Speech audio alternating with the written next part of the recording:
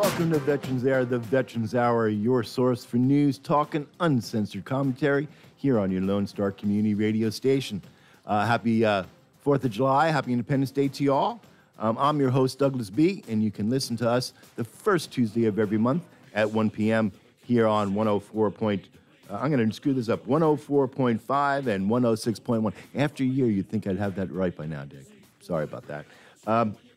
Listen, we got a big show for you today. Where I have with me Tony and Cheryl from the Legal Connection. They're on right before me, and they're on every Tuesday at noon.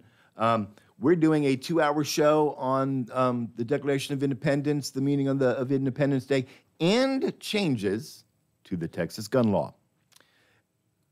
If you're joining us late, if you didn't tune in to listen to the Legal Connection, you can check them out on Facebook and here on the Lone Star Community Radio station. And I'm sure that Dick is going to post a link underneath our Facebook right now at VeteransAir.us over on Facebook. We were talking about the Declaration of Independence, and Yes. I really want to get my show into the Second Amendment and the changes to the Texas gun law, because it is important to tie these two together, because without the Second Amendment and without people having firearms, we can't defend and support these documents that we talked about. But I wanted to start off by reading to you. I print everything out and I'm always out of order. I want to read to you a letter that I received from Master Chief Pete Koch, retired or coach. And I'm going to read this to you. It's about an 8-minute read, so bear with me. Master Chief writes this: I would initially think that the 4th of July speech would be an easy one. After all, it's a national holiday, a family day, and there's usually a great picnic somewhere with hot dogs, watermelon, at least one three-legged race or a softball game, and apparently that's over at Tony's house this year. You see, I had the privilege to serve my country, to fight at and in Vietnam along with men who were more than fellow sailors. They were my very good friends. And while I came back and can be with you here today, many of them did not. So it is in their honor that I share some 4th of July thoughts with you today. It's a great holiday, and it honors our great nation, Independence Day. The 4th of July. This is perhaps the most celebrated family holiday other than Thanksgiving and Christmas, and it's appropriate because the 4th of July is all about families. Our nation declared its independence for our families to live free, not just for one generation, but for the future generations, and what odds they faced. This must have seemed impossible. When the Continental Congress unanimously adopted the resolution on July 2nd calling for independence, within 2 days the Congress endorsed the Declaration of Independence in its final form. The 4th of July would ultimately become the most revered national holiday in our country. But over 200 years ago, it was just another hot summer day. Our forefathers went up against the world's most colossal empire since ancient Rome. No colony had ever successfully left a mother country to set up its own governing state. Not only were the historical odds set against them, they were set to fight the world's most powerful navy. King George III sent a massive armada for what was to become the largest amphibious assault of the 18th century, over 300 ships and 32,000 men. On July 12th, the British decided to test the rebel defenses by sending the Phoenix, a 44-gun battleship, and the Rose, a 28-gun frigate, past Manhattan into the Hudson River, with guns blazing and cannonballs falling on rooftops. One of the first battles for independence occurred in New York. The rebel response was led by Alexander Hamilton, who commanded 4 of the largest cannons in the American arsenal, which stood directly in the line of fire. New York was eventually lost to the British, but by mid-August, only 20% of the citizens in New York City remained, a mere 5,000 citizens. General Washington's soldiers included both elderly men and young boys, would dwindle to fewer than 3,000 as British sea power and Hessian troops overran Fort Washington and Manhattan. General Washington retreated to New Jersey, and it would be 7 years before New York was taken from the British control. But you know how the story ends. General Washington led his ragtag troops across New Jersey, and he would avoid large-scale confrontations that played to the British strength and begin a new battle strategy. We should on all occasions avoid a general action or put anything to risk unless compelled by the necessity into which we ought never to be drawn, General Washington told Congress. Small-scale skirmishes and guerrilla tactics which favored the American forests and landscapes would replace traditional methods of battle. And it worked. He won. We won. The United Colonies of America became free and independent states. Turn the page, Doug. Please stand by. We're experiencing technical difficulties. The United States of America was born. Perhaps it is ironic that our battle against terrorism also began with New York City as one of the first battlegrounds. The attack on September 11th initiated a new war, a war on terrorism. As past Deputy of Defense Secretary Paul Wolfensitz recently told troops in Fallujah, Iraq, what you are doing is fighting another kind of evil. It's not fascism, it's not communism, but it's every bit as evil. And I think it's every bit as dangerous to our country. And in this war, there is no armada of British ships visible across the New York harbor. The enemy is present, but hidden. We must rewrite the battle plans of the past and create new ways to combat this enemy. Our Navy is doing just that. Our Chief of Naval Operations, Admiral Vern Clark, recently stated that speed, agility, and stealth are critical to the future of naval operations. New capabilities and concepts will give the Navy the ability to fight quicker and influence events during pre-hostility phase. Our determined to win, however, was forged over 200 years ago when insurmountable odds were overcome. The 4th of July is truly our Independence Day, a day of celebration or remembrance and rededication to our country. I know that you share with me your pride in being an American. Our country has been criticized for being the richest country in the world. Let me suggest that we are proudly the richest country in the world, rich in our multicultural heritage, rich in our traditions, rich in our entrepreneurial spirit, our zest for the unknown, and our reach into the future. The American colonies became the United States of America because of our determination, our self-discipline, and most of all, our dreams. Our desire for life, liberty, and the pursuit of happiness is not a coined phrase, but a day-to-day philosophy, celebrating free expression, freedom of religion, freedom of speech, and the right to be and remain free. It is in this spirit of freedom, that the 4th of July should be celebrated. Thank you, Pete, for sending that in. I think that the 4th of July, our Independence Day, should be another day where we rededicate ourselves to the principles that founded and secured this country and our rights. Now, that was a good opening, like better than Judge Janine.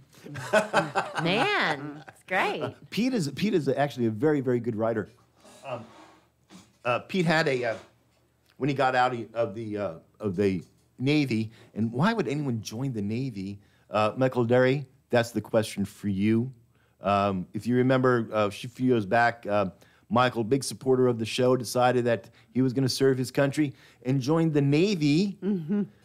It is a Department of Defense, the little boys department, of course. Okay. So Mike Derry is now in A school. Hey, Michael, congrats. I hope you're loving that Navy coffee. Send some to me.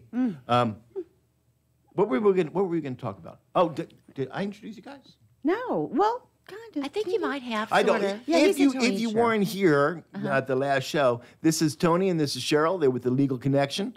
Hey guys. This is a continuation of our discussion on Independence Day and the changes in Texas gun laws. And And you were going to make the nexus between the Declaration of Independence and our Constitution and the need for our right to bear arms to remain free. That is absolutely true.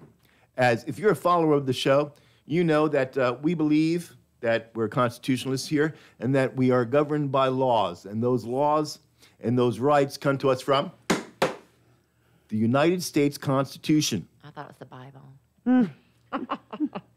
Now, in the Constitution, we have the Second Amendment. And that Second Amendment says that we have the right to bear arms. And that right will not be infringed. That we need this to protect the United States. Now, I don't care where you fall on this argument, whether guns are good or guns are evil. That is irrelevant. You must, though, concede the point that without the Second Amendment, your other rights can be taken from you. The First Amendment right of freedom of speech and freedom of the press can be taken from you. Your Fifth Amendment can be taken from you. The 14th Amendment can be taken from you. Your Fourth Amendment can be taken from you. It's only by the force of arms or the threat thereof that keeps the government in check, if our government is currently in check. Now, Texas, and we gotta love Texas. As you all know, I am not a Texan. I was born in New York, but I got to Texas as quickly as I could. When did you get here? I got here in '97. Okay. That was as fast as you could get here? Wow. 97? Wow. Yeah, well, you know, Did you walk? most of the way, actually, I did. Oh, Yeah, my. to tell you the truth. Forrest Gump. I got here via U-Haul. Christy, RC, if you're listening, I'm sorry I got a new car, so I no longer have the bumper sticker. I had a bumper sticker from a dear friend of mine who said I wasn't born in Texas, but I got here as fast as I could. Mm-hmm, I've seen those. At any rate, one of the wonderful things about Texas is Texas's independent spirit. Texans are an independent group. Right. And while they're independent, they still believe in the rule of law. Right. Now, for those of you that choose to carry a concealed weapon, or choose to have firearms and use those firearms for skeet shooting, varmint shooting, whatever the case may be, you need to know that there are changes in the Texas laws that were just voted upon last month and signed by Governor Abbott into law. These are changes to current firearm laws in Texas. That are amazing, and I applaud them. I do too. And Dick, my phone's wacky, so you got to tell me when I go too long. Dick's real quiet today. You're looking good, though. The first one we want to talk about is House Bill 121 by Representative Valorie Swanson of Spring and Senator Brandon Crichton, near Conroe. This provides a legal defense for licensed to carry holders who unknowingly enter establishments with a 30-06 or 30-7 sign, as long as they promptly leave when verbally informed of the policy. Which is completely appropriate in any defense. If you were trespassing and you were asked to leave, with even not having a law there, that would be the exact proper thing. But I'm surprised they have a law. I guess people have been arrested and not knowing, and so they had to pass a law for it. But that's completely inappropriate if you didn't know or you forgot. So. Well, first off, I want to give you a little background on this, because I saw this sticker, this placard, at I'll do it. At the Veterans of Foreign Wall 4709 is not in compliance with current Texas law. Because current Texas law and federal law says that you have to have a 30-06 and a 30-7 notice prominently displayed. And the 30.06 law says that it is unlawful to carry in this establishment. You can't carry in bars. Right. Or where any place that has 51% or more of alcohol derives its revenue from 51%. So it's supposed to be on the front door. Theirs is not. And that must be the Texas government code, correct? That is federal law. Federal law. Federal law. Okay, so I was trying to figure Now- out what code was. I'm a code now, person. Code 30.07 is the law that covers whether or not you can carry openly. Okay. Because now, if you're a concealed gun carry licensed person, or you're carrying a firearm for whatever reason, if you're not aware of the 30.6, 30.7 requirements, legalities, then you're wrong. But, and I say this with a but, you go run into a store to pick up some diapers, Right. and that store, that convenience store, just happens to have a 30.7 or 30.6 sign in there, and you, under the old law, you could be arrested for that, for the violation of it, and Right. jailed, fined, whatnot. But this new law says, hey, as long as you leave after you're told, hey, did you not see the sign? You can't be in here with your weapon. Then Well, that's it's- completely it's get a jail appropriate. free. It should have It been is. that way all along. Exactly. I know. It sounds Exactly. like It some should be. unreasonable people have been enforcing these laws. Oh, yes. Oh, yes. House Bill 302. Rep. Paul from Houston and Rep. Hughes from Mineola prohibits no firearm clauses in the future residential lease agreements and protects tenants' rights to possess lawfully owned firearms and ammunition in dwelling units and on manufactured home lots, and to transport their guns directly between their personal vehicles and these locations. Yes, it's true. We did have apartment complexes, we did have mobile home lots and whatnot saying, hey, you're renting, and part of our rental agreement is you can't have a firearm here. Wow, I did I not can know understand that. As a that. landlord with people that are crazy, you don't want them to have guns because they'll shoot you when you come collect the rent. But on the other hand, you got the situation like the people down there in Houston that were, of course, they had guns, and that's why there's a lot of bad stuff going on, but they were rated improperly. Remember all of the, I guess the drug, couple and then- the police officers, investigators came in and lied about the warrants. phony warrant, and then those people died. But they did have guns, so that's the opposite side of the argument. They had guns, but I don't know. You know what? I read that they didn't use them, that there wasn't any evidence they actually even used their guns, and it was all police brutality, basically, or it was kind of a setup. So Well, Well, but particular- it's a right to carry. It's a right to own. And if renters can't own guns, then their they can't protect rights are being themselves, right. violated. Thank you. That's the point. And the case that you're talking about, Tony, there's a lot of things involved in that, and that was not a Second terrible. Amendment type No, of it case. wasn't. That no. was happened to be that included was, in there. That was a terrible situation. that was Yeah. a Fourth Amendment. If we Yes, want to get into that, as a Fourth Amendment. that was a improper search but- and seizure, no doubt about that. This change, this House bill that's now enacted into law, says if you're a landlord, you can't arbitrarily say you can't have firearms on my property. Now, whether or not the individual is authorized to have that weapon can, because, you know, if you're a felon, you can't have a weapon. Right. But if you're a felon and you're renting from my house, you can't have a weapon to begin with. Right. Right. And if you have a weapon, that's not my fault as the landowner. And here's where it becomes critical that this law comes into place here. You, Tony, can have a firearm. If you commit something illegal with that firearm while on my property, I, as the property owner, am not liable. Because this law here, this House bill that's now law, has changed that and put, since I'm not allowed to say as the landlord you can't have a weapon, you have a weapon and you do something illegal on my property, I should not have any civil liability then. for No, that you to shouldn't that. anyway. That's right. I mean, I know in the past, insurance policies would protect the landlord if you've got some, you know, something happened on there. But that's just common sense. If somebody does something bad with a gun, the person that owns the premises shouldn't be responsible for it, because if you didn't know, if you weren't conspiring with them, then why should you have fault? But this is America. We can sue anybody at any Yes, at but any to be time able for to be- anything. to be found liable is a different story. So they could still sue you even under this, but they wouldn't win. Give me a trial by jury, and I will always win. Because, you know, seriously, people, where are you going to find 12 of my peers?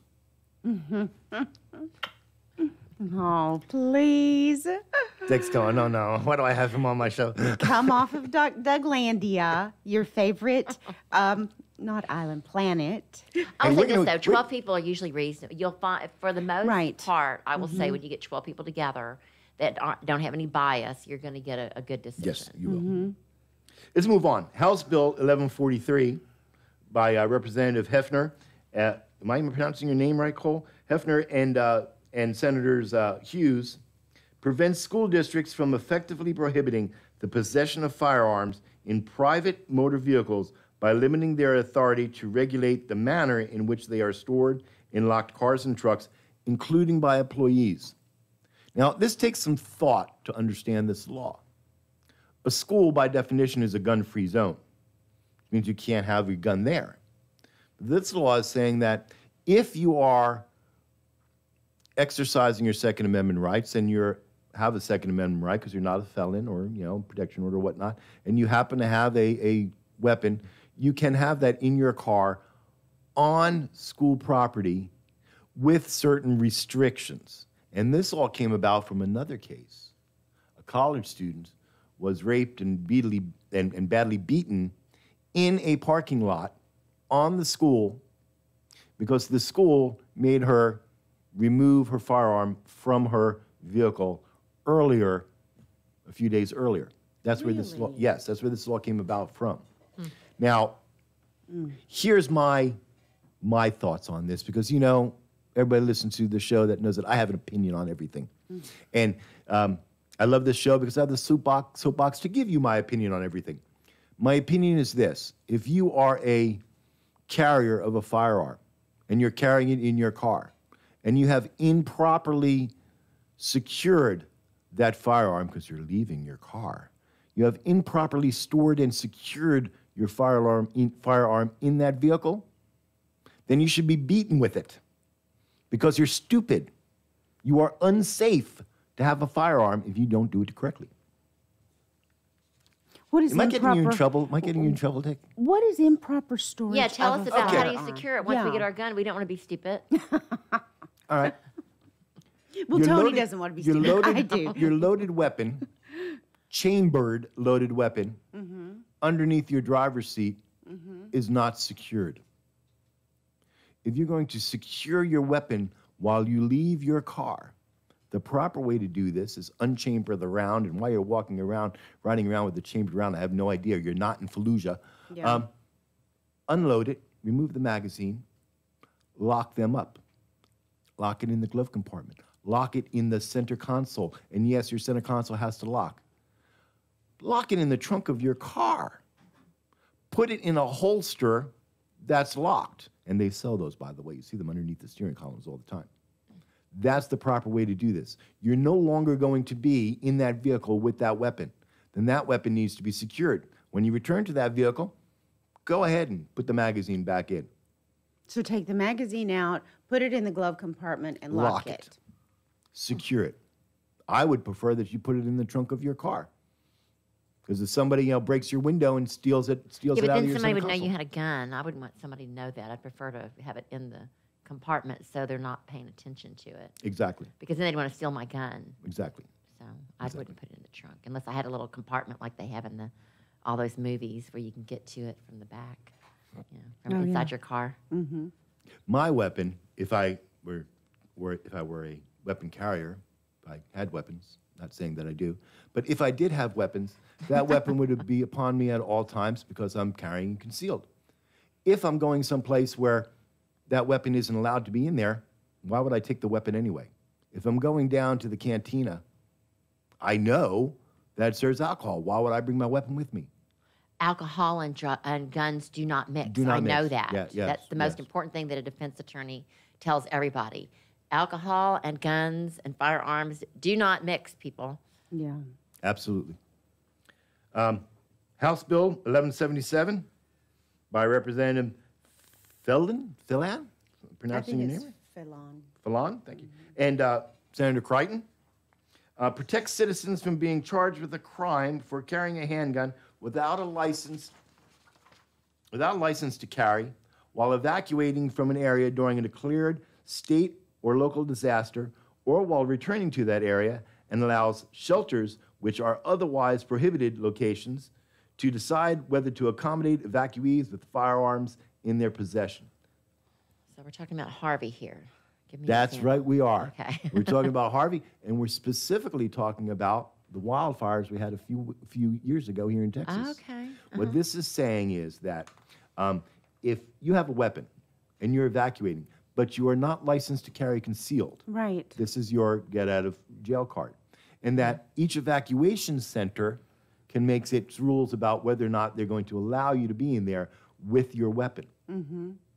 Now, previous to this, if you are riding down the road evacuating from an area which has been declared to evacuate, you have to evacuate, and you happen to have a weapon on you and you don't have a concealed carry permit.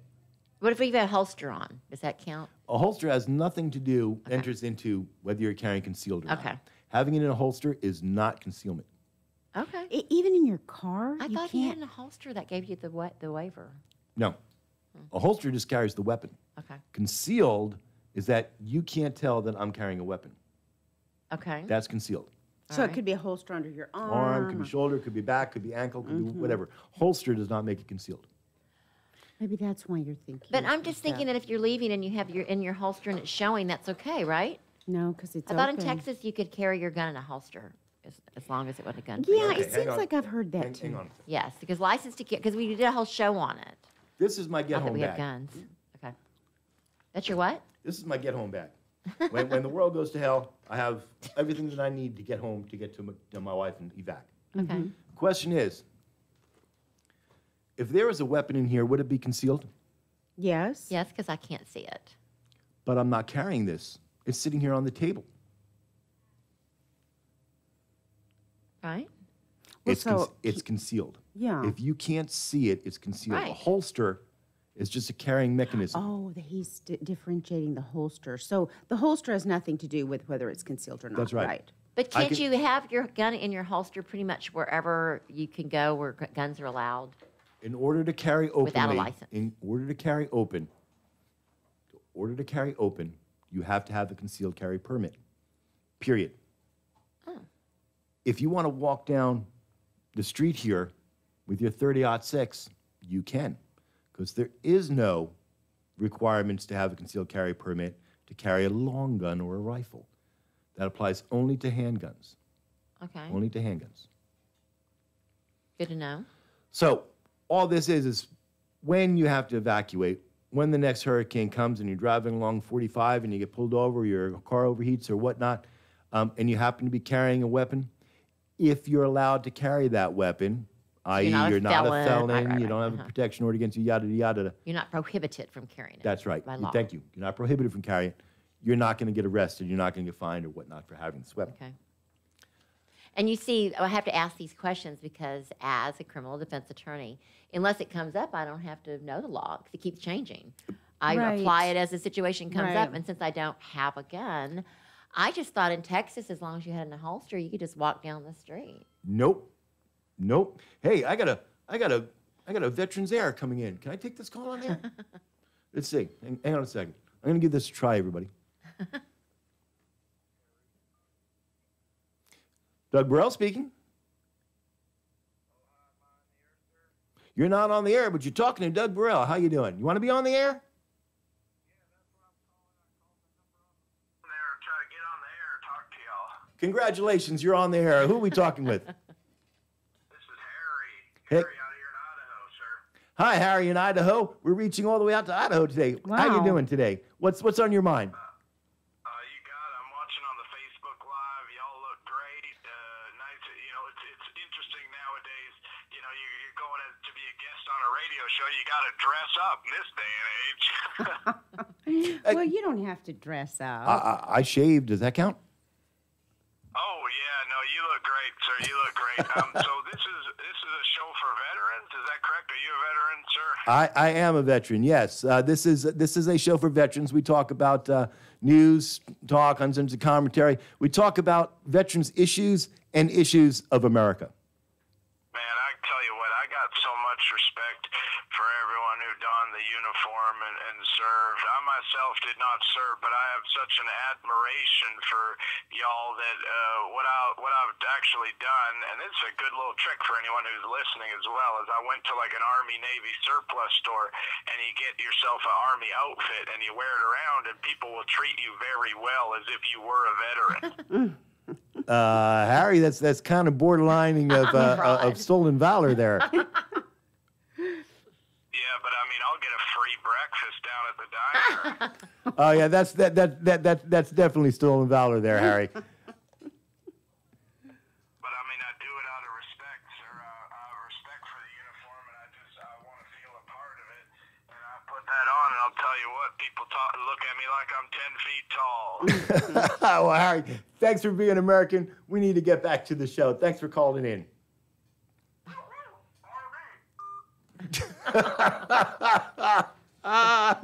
And Dick, this is why you want to screen calls. Let's continue on. House Bill 1791, Representative Krause and Senator Fallon, closes loopholes in the state's wrongful exclusion law that cites cities, counties, and state agencies having been using to restrict the license to carry holders in government buildings. Good. You guys deal with this every day, don't you? Yes, every day. Going through our metal detectors. Oh my yeah. gosh. Oh, gosh. Particularly since Harvey and the criminal center shut down and they're rebuilding everything. You can't even find your court. You're going into and the metal detector every time, yeah. And this hopefully will help that. Let's see what else we have here.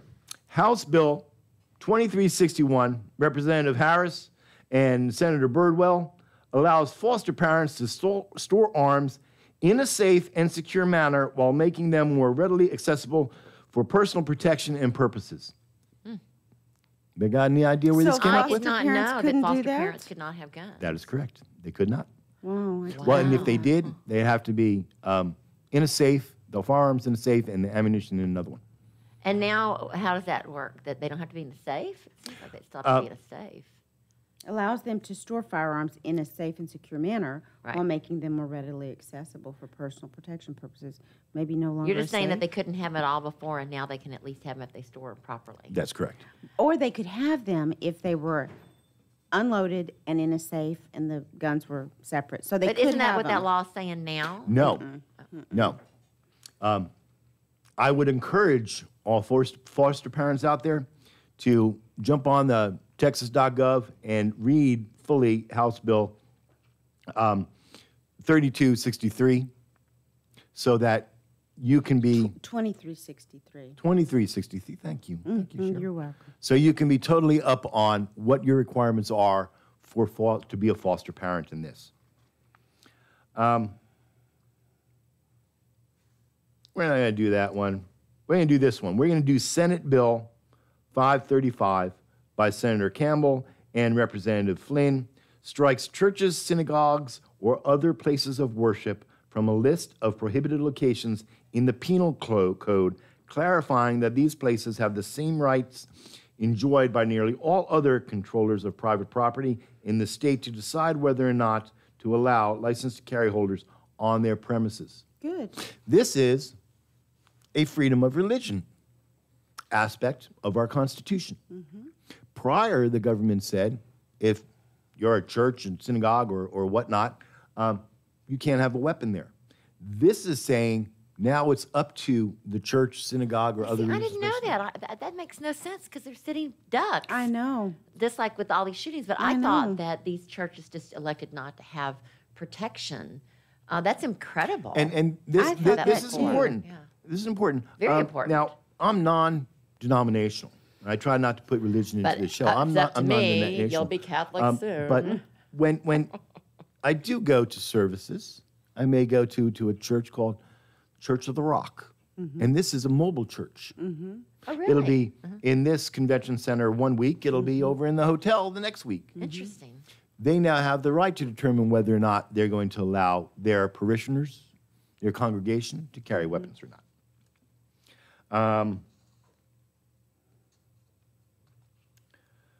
That explains why churches were being attacked.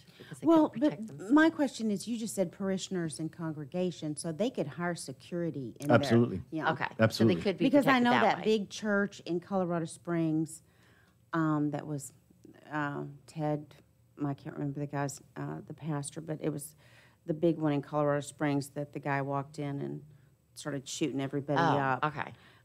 They had security there. And that explains. I'm sure before this, Joel Osteen and his group probably had Security. too. Right. Okay, because that would be so. Well, That you would know, just be a draw to crazy people. We've joked around about Douglandia before, but it really is one of my tenets here when you're crossing my property is to be armed and to carry openly.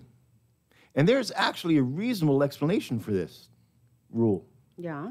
Because if I have some wackadoodle that wants to come onto the property and do harm, he can be stopped by the good guy carrying.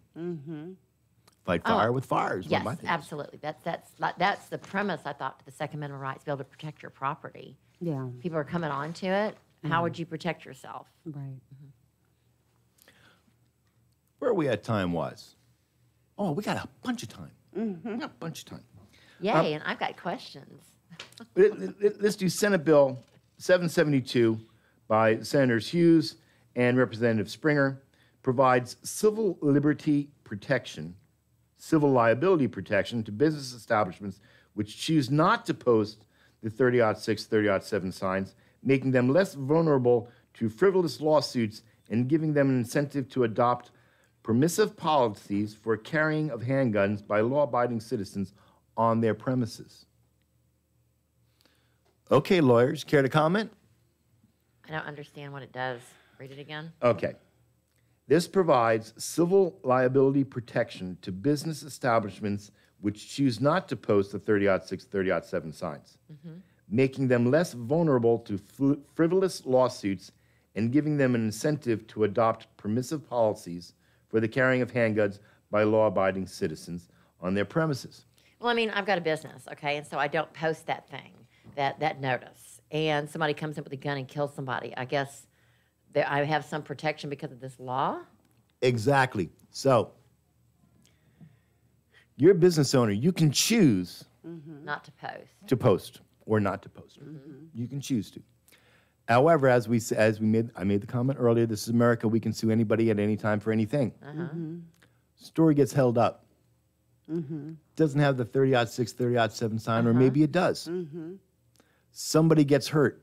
So a technicality, they would be able to sue the owner, but now they don't have that technicality anymore. Exactly. Exactly. See, I love this idea of open carry because I believe an armed society is a polite society. There's a little, you know, I like to throw, what do they call these things? I don't know what I'm trying to say. You know, catchphrases for things. But think about it. If someone's walking down the street and you see his firearm, you're going to be polite to him. Vice versa is true. He's walking down the Probably, street and he sees you carrying, he's going to be polite to you. An armed society is a polite society. Well, I think I would rather, if someone had a gun on them, I would rather know it. I would rather see it. That's right. Rather than the concealed carry. I That's would right. rather know that they have a weapon. But it doesn't bother me. Seeing guns doesn't bother me. I know some Well, not in people, they get all Texas. freaked I out. mean, And it's such a, People- I mean, truly, it's Well, a you know, Texan thing. People get freaked out because there's a lot of people out there that, while they have the right to bear firearms, to have them, shouldn't, because they're unsafe. Well, Because they that's have no- ridiculous. That's and- just, I don't even know what to, I can't wrap my head around that. That's just ridiculous. Like Yeah, you see on YouTube the two wackos that walked into the police station with the AR strapped across their back? no, Yeah, I didn't see that. What happened? You two guys, you're an idiot. They should have beat you after they'd taken you down. What, did they really have AK-47s on their back, or were they AR-15s. AR-15s. yeah. real? Real AR-15s strapped across their What back. were they doing? They were exercising their rights to carry openly. Oh, And they walked into a police station like that. that's crazy. Yeah, they just wanted to be beaten up so they can do a lawsuit to. Now, see, I have not that the lawyer in me wants to. I don't know the law on that. They can't. That's the type of weapon that they can't have. Isn't that correct? No, you can have an AR. Really? There is no law in this, no federal law. There is no federal law that says that you cannot have an AR-15. But there is a state law. There are some states and cities and municipalities that have passed it that you cannot have the assault weapon. Though I will tell you that if I had an AR-15, it would never assault somebody. It would sit there and be quiet while adults talked, proper table manners. You know, I say these things just for you. You know that, right, Dick?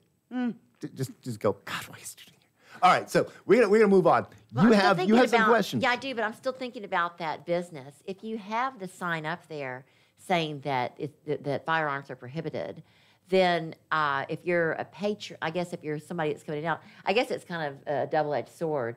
I'd be afraid they posted it because people were coming in and out with guns, and then I think it was kind of a tough place. And if they don't have it, on the other hand, and everyone else did, I think it's not safe because they're prohibited here. I mean, they're permitted here and not other places. So I don't know. Let's understand that, first off, the requirements to post a 30-06 or a 30-07 is determined by whether or not you're a school, a church, or synagogue, or your business derives 51% of its revenue from alcohol sales. You are required by federal law to post these signs. Okay. You're required By to. federal law, right? By federal law. Now, if you choose, this radio 7-Eleven station, right. this radio station, do you have a 30-07, 30-06 sign posted? No. That's right. Are you required to have one posted? No. Do you let firearms in your studio? I mean, I don't. Yes. Okay. Can't say because So- of Well, I So- mean, like, there's not. See, that's one thing I was always wondering is, I could put a sign up, but what enforcement do I have, or what authority I have over it? And then even if I said, yeah, firearms are welcome, this isn't a trading post for a firearm. But then again, it's not something that we have a sign advocating for not or to bring. So it doesn't really matter. So what this law is doing is it's saying, and we're going to use you as an example, Dick. Dick does not have a clear policy on whether or not firearms are allowed or not allowed. He says, I'm cool. Just, don't shoot anybody. Come to my studio and shoot somebody. Now, this law is saying, hey, he's not required by federal law to post this sign. a federal or state? Federal law? Okay. Federal law. He's not required to post this under federal law. Okay. Under state law, he's not required to post this. Okay, good. This law is making the liability that he assumes less. Yeah, okay. If somebody came in here and fired up the studio and somebody got hurt. See, I'm just thinking that was a law to be passing a law, though, because if you went to a jury with that, reasonable people would say he wouldn't be responsible if somebody came in and shot up the studio, because there isn't a state law prohibiting it anyway, and nobody would be following the federal law because states can pretty much do whatever they want. But it would go back to the history. If it had happened before, maybe there were other gunshots, maybe it was a dangerous area, you could make an argument to a guess. jury. And he true. should have had up that sign. that's right. And suppose that the guy who's suing the other guy hired Johnny Cochran. He could get a conviction, or he can get the conviction overturned, or what the case may be. Sure. I mean, there is definitely need for this. Yeah. All right. Okay. Are you guys ready for some questions? I'm going to see. I've done this before with my interpreters. Are you choking to death here? Yes. Doesn't matter. Answer my question. Okay. Talk to us, Tony. What do you got for us? Okay, I'm going to see how well y'all know your law, all right? And I think you know the answer to this, but I'm going to read you the answer to. And you've asked it, we're going to ask it again. What are the requirements for obtaining a Texas license to carry handgun? Check them off as I go. The law requires that you not be a felon, Okay. pass a background check, be 21 years of old, 20 years of age, and take the state-approved concealed firearms carry permit and pass it. There is a add-on to that. If you can get licensed in another state that has reciprocity with Texas, and you must only complete what that state's requirements are for a well, concealed that's carry good. permit. Okay. But we don't have reciprocity with all states. I'm surprised to have learned. That's right. We have reciprocity with 22 states, I believe. Yeah, so you got to be careful about that. Look it up first before you think. Exactly. Ignorance of law just never helps you if you're in a different state, you're in foreign territory. Okay, so here's the canned answer, and I think it pretty much covered everything you said. And I'm into codes. Texas Government Code, Chapter 411, Subchapter H sets out the eligibility criteria that must be met. Applicants must be at least 21 years of age unless active duty military. and must meet federal qualifiers to purchase a handgun. A number of factors may make individuals ineligible to obtain a license, such as felony convictions, some misdemeanor convictions like assault, family assault, that kind of thing, including charges that resulted in probation or deferred adjudication, certain pending criminal charges, That's the chemical background check. or alcohol dependencies, certain types of psychological diagnosis, and protective or restraining orders, which is kind of crazy because people are not going to say they've got problems on their license. That's the background check. Yeah. The state eligibility requirements can be found at Government Code 411.172. Federal firearms disqualifiers can be found at Section 18, United States Code 44 at 922. So if you really, if you remember the show, you can look those things up to see if you might not qualify. You must also submit a completed application, pay the required fees, complete all required training, and submit required supplemental forms and materials as necessary. Okay? So you pretty much covered that. The only thing you didn't add was unless active military duty. So I think you can be that when you're 18, correct? Yes. Okay. Now, how do I apply for a Texas license to carry a handgun? I did not know this, but if you want to show people, maybe not yours, but it looks like a driver's license. Right, I was it's like, just I a thought that was license. just Yes, I'm crazy. not going to show mine. But yes, it does look like a driver's license if it has a picture on it. And it's from the whatnot. DPS too. So Yes. that's good. Anyway, applicants. Oh, do you know how? So it says, how do I apply? How do I apply? Next question. Okay. The answer is applicants for an original first-time license to carry should submit an online application. So it's online these days, and schedule an appointment for fingerprinting. We're running out of time. Oh, we We're are? running out of Okay. time. Yes. So next question. Okay. Next question. Once I submit my application, when should I expect to receive my license? How quick can you get them? You can get them as quick as 6 weeks. 60 days. It says within 60 days. So that's even quicker pretty close. I sent in my completed application packet, but received a letter from Next the department. Okay. How do We're I running out of time. I renew? want to get as many as we can. Okay. They can look it up for themselves. How do I renew my license? Okay. How much does it cost to obtain? How do I make a contribution to the Texas Veterans Assistance Fund? Okay. Yeah. First of all, I believe that the current, when you apply, I believe the current application fee is $75, but there are other fees associated Yes. with that, such as fingerprinting, photographing, and to take the course, by the way. Right. And it's like a It's- 2-hour course. yeah, You can do it online. that- But you also that have to you do the can do regular one. Now, can non-U.S. citizens obtain a license to carry? I have no idea. What is the answer? Yes. I could go further, but just know, subject to requirements of the Federal Firearms Act, and if not otherwise ineligible, resident aliens and certain non-immigrant aliens who are legally present in the United States may obtain a license. But the key is you have to be legally present to be able to carry one. How long is the Texas license to carry a handgun license valid? 2 to 5 years. Yes. If I'm 20 years old, can I take the proficiency class now and get a license when I'm 21? Yes, but there's a time frame required to that. You can't just turn 20 and then take the course, and then when your 21st birthday, go ahead and do it, because that may be 365 days Yes. too long. So That's there's true. a requirement. A little bit closer. How do I? That's a dumb question. How do I replace my lost license? I think that's pretty. That's something they can look at. Can I use my? I don't know what this is. Okay. When did the law allowing a license to open carry a handgun go into effect? Do you know? I believe that was last year. It was January 1st, 2016. So we're almost a little bit longer than that. Now, CHL. What is that? Concealed handgun. Thank you. See, I don't even know if I don't have one. Yeah, the terms they throw around is concealed handgun license, CHL, CCP, CPL, concealed carry permit, concealed carry license. They're all interchangeable. Can I use my concealed handgun license to carry openly under House Bill 910? I don't know what House Bill 910 is. I have no idea. Let's see if that's one of the ones that we reviewed. 910, it doesn't strike a bill. I have no idea.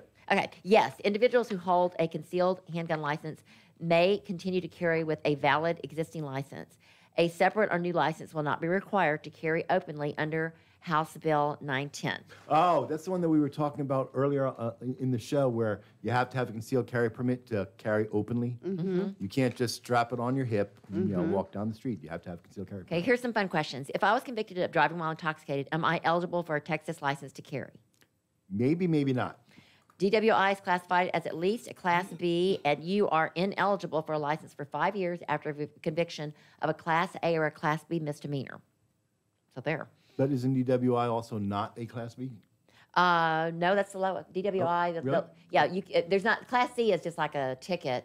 Class B is the lowest misdemeanor, and that's the first DWI. And if you get convicted of that, it says you can't have a license for 5 years. Do you all see the smile? Do you all know why I'm smiling like this? Why? I got 1 minute left. That's because I know people that have DWIs and you're carrying, so you're wrong. Oh, no, it's pretty bad. Okay, we got 1 minute. So Okay. 1 minute gives me just enough time to wrap up. Hey, Dick, were you able to cue up my special music for when we leave? We are good. Outstanding. I have to do a couple of things. I have to give a shout out to our patron saint, East Meets West Productions, which is a full-service business and marketing consulting, helping vets start and fund their businesses for over 25 years. For more information, give them a call at 361-904-0044. And without them, this show would not be able to happen. I also have to let you know some things that are happening around town during this 4-day holiday weekend. The first and the biggest is the VFW 4709 and the American Legion Post 411 are combining for this 4th of July weekend, and they have a hot dog and whatnot happening at the park. I believe we have a little PDF that's going to go up there that Dick's going to throw up, so check them out. Also, there's a circus in town the 4th and 5th over at the Lone Star Convention Center, and this station does have free children's tickets. If you contact me or Dick, we can get you some. Well, you could try out. That's right, for free, but you have to pay because you're not a child. That about wraps up our show. Remember to tune in August 6th at 1 p.m. I don't know what we're going to be talking about yet, but I can guarantee you it's going to be interesting. So I want to leave you today with a new song as we end this. I want to leave you today with the national anthem, the Stars and Stripes. And while we're listening to that, let us remember our brothers and sisters in uniform that are standing in harm's way to protect our rights and our liberties. If you are wearing the uniform, I want to tell you that I am proud of you. I want to tell you thank you. And I want to say to you, stay safe, stay vigilant. Till next month, this is Veterans Air.